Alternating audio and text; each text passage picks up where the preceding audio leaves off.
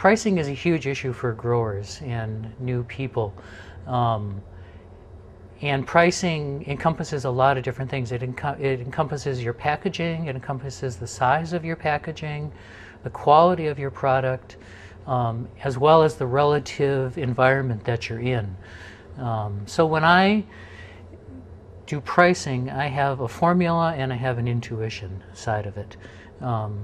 The formula is I come up with my costs, I build in a profit, a little bit of a fudge factor, and then I multiply it by 1.25, which gives me what the distributor is going to take.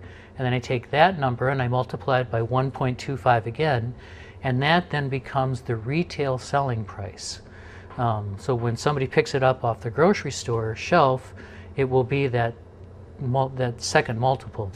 And so I look at that price and I say, is that realistic? Is somebody going to buy it? As I hold that item in my hand, is it worth $5?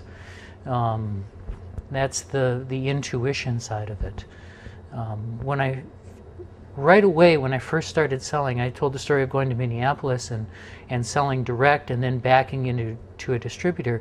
I had this pricing structure set up right from the beginning so that it wasn't a shock to the retail account or to their customers, the end consumer, when I went into distribution and all of a sudden there's an extra 20 or 25% added.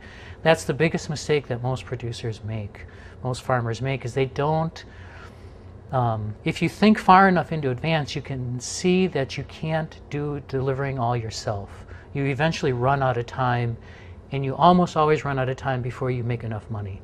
So build in the distributor price right from the beginning, and while you're doing it, then collect that money. But at some point, you almost are assured of going to have to use a distributor service.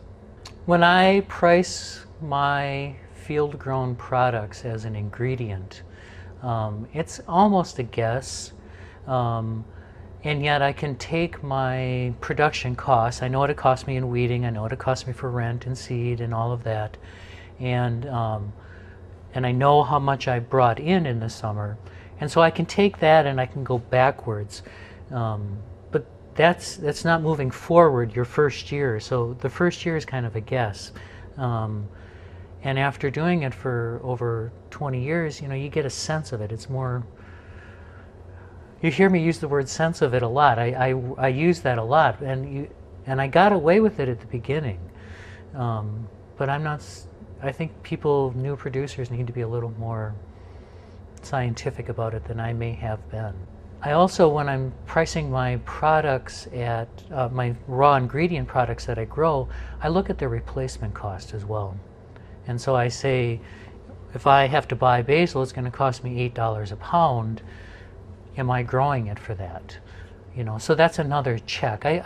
When I do pricing of any kind, I always look for several different checks and balances, and to say, are they all kind of in the same bandwidth? If one's way out, then I have to look at my assumptions again, especially with raw agricultural products, because there's so much that can vary.